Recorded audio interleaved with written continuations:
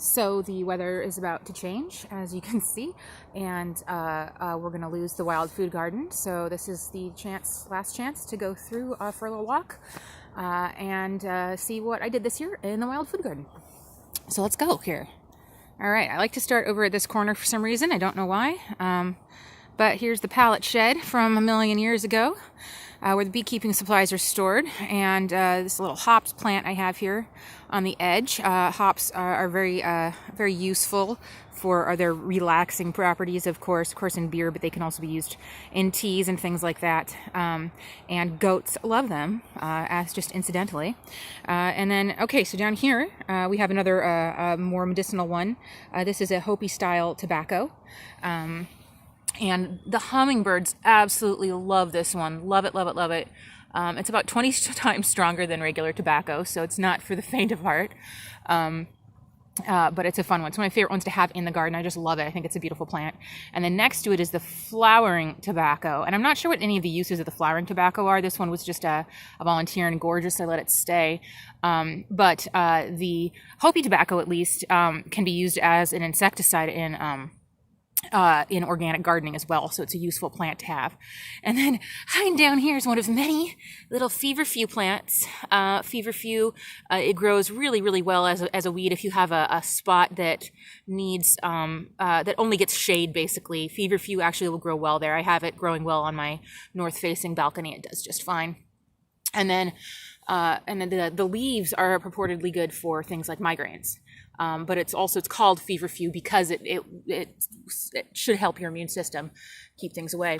We have fun little additions growing right here that I might just want to point out. I didn't plant these intentionally, but they are appropriate. This is nipplewort, and nipplewort was called that because it could be used to make a balm for nipples, to heal chapped nipples. But also, it's just been used as a pot herb, so it can just be eaten as well. And then also growing over here, you have. Right here we have a sow thistle getting started over here. I had a huge batch of sow thistle in this area earlier this year. And then there's a couple of lavender plants here that I planted just to have something that could handle the dry and being neglected. Pretty little lavender, but of course lavender has many uses most people are familiar with.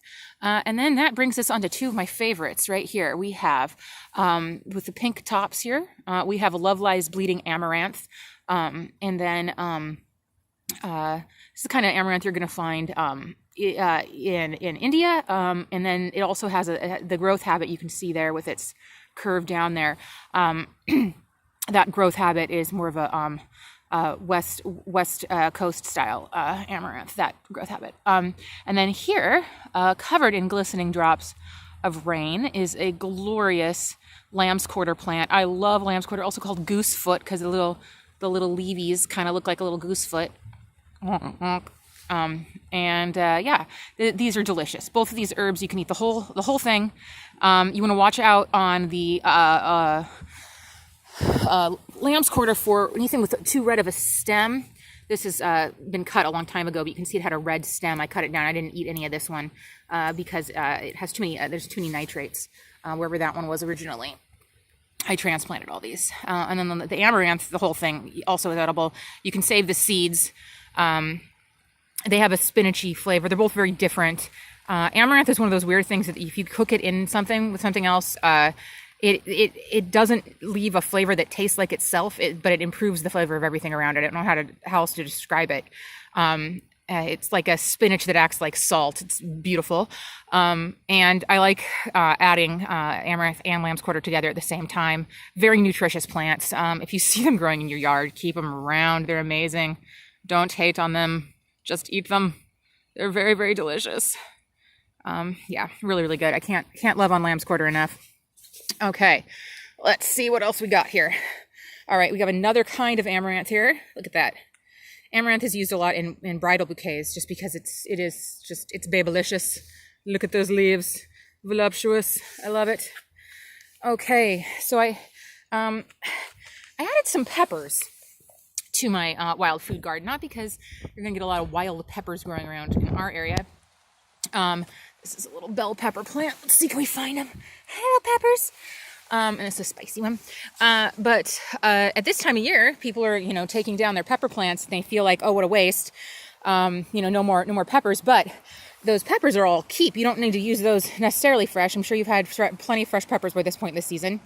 You can just hack the whole plant down if you're not going to keep it as a perennial, and put that into a soup, and you can eat pepper leaf soup, and it's a really spicy soup, and it's really, really good. And there's lots of recipes for it online. It's an easy one to find. So that's a tasty thing. Kind of think pho is kind of the category I put it in. Really, really good. All right. Another big old amaranth there. And then here we have the delicious leaves of the oxeye daisy. These are a really, really nummy salad green, and these grow everywhere. You'll see a little pinch of one growing as a weed somewhere. You can transplant it on your garden. You'll have the delightful flowers, and it's just, it's wonderful. It's really tasty too. All right. So this wall of Thunbergia, yikes. I just planted the Thunbergia because I wanted this to be a grape place. The grapes would love it if they could stay, I'm sure. Look at the Thunbergia. It's just loving life. Look at it going everywhere, competing with the morning glory. Love it. So the grapes won't stay, but you can see in the center there the grape plant. And grapes are wonderful. Grapes are identifiable from their common lookalike plant for those red tendrils on the grape, and then they're going to be fairly sawtooth. So this is not grape right here. That's not grape. That's Thunbergia. Obviously, this is grape. And look at that sawtooth there. Classic grape. And then the grape leaves, of course, are very useful in fermenting and things like that, and can be used to wrap food in. These little tendrils can be eaten and have a little bit of a bite to them. And then, of course, you can get grapes. And this is just an ornamental grape. So this isn't even like a production grape. This is just what we had in stock this year because they sold out of production grapes. Look at those beautiful grapes. Oh, grapes are a joy to grow, and they really are pretty easy to grow in this area, especially if you have one of those houses where they scrape all the topsoil off and you have, nothing but rocky, bland soil. Guess what? The grapes will love that. Very easy to grow, and that's a fun one to have in your yard because everybody understands a grape. And there's just something about seeing a grape on the vine that, I don't know, brings out the Dionysus in you or something. It's pretty awesome. Okay, and then planted down here, all tucked in all adorably, is some very cute wood sorrel. Look at it. And you could make a delightful soup out of that. Sorrel, your more culinary versions of sorrel that are a little more luscious, large, are real common to make a green borscht with, and then you put sour cream on top, and it's so good. It's like a lemony flavor. It's really, really good. And a lot of people will see stuff like this and go, oh, it's clovers. No, if you have that heart shape there, that's not clover. That's going to be in the oxalis family. And that's fun. Oxalis all has the oxalic acid. You got to be careful. You don't want to eat too much of it raw because of the oxalic acid. It can affect calcium absorption. But that's a fun to have a couple nibbles on. And then if you cook it, all that goes away and you're nice and safe. But look at that. You could make yourself a lovely little soup. You have this in your backyard. Everybody's got it. It grows where nothing else will. It's awesome. I have a volunteer dill plant. Look at that. It's a volunteer. It's amazing. You water any clump of soil and you're going to find amazing things you didn't know were in there. Volunteer dill. Love it. Okay. And then I have here and here, I have these strawberries, and these strawberries are deer-proof strawberries. Deer do not like these alpine strawberries. And these alpine strawberries grow in clumps. You can see it here. I have it planted in, it's a cinder block actually. It's just in one of the holes of a cinder block, and it got nice and fluffy this year. Just put one of them in here, and it has strawberries on it right now that are waiting to ripen. And so that'll be fun when that actually, there we go. Look at that. Look at that strawberry. And oh, somebody got to that strawberry. There's lots of little mice and sluggies back here. So somebody had fun with that one. But they taste a little bit different. And they're really sweet and they're really, really good. But you can see they're very, very tiny. So, but that's a fun one to have year round. And the deer don't go for it. This is pretty much untouched by deer. And I'll show you where there's other ones that the deer were eating. So, just right there, there's a patch of strawberries and the deer were going crazy for that.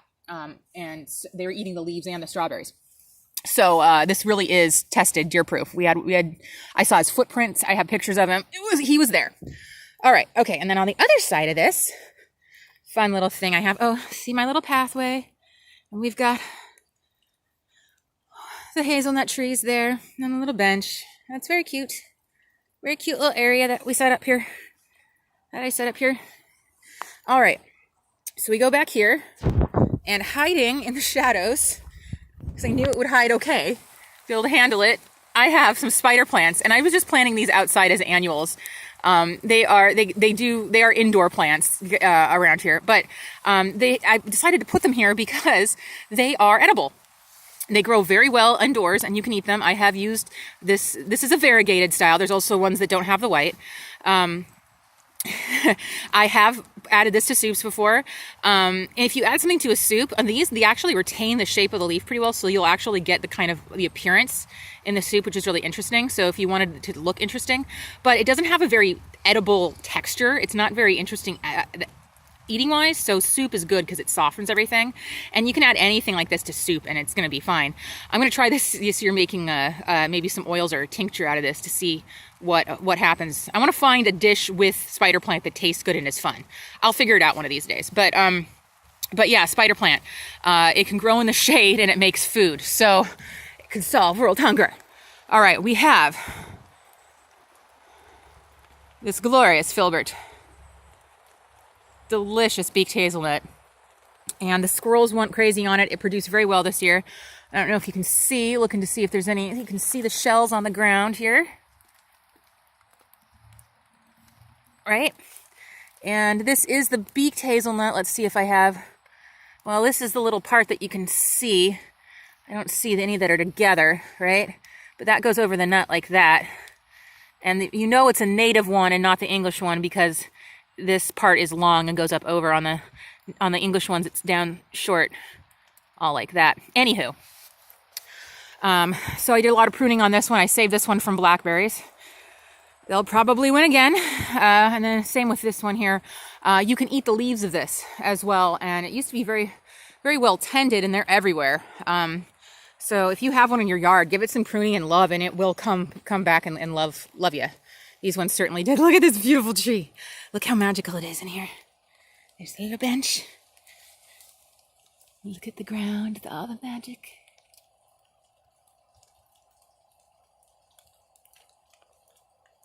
Very magical. A little bit Alien versus Predator, but very magical. All right, let's continue. All right, we have more delicious edibles right here. From the rubus genus. Some thimbleberry, I believe, is what we have here. Hi, I'm in the middle of recording. I can't, I don't have editing software, so I can't stop. I will lose my entire video. They're here already?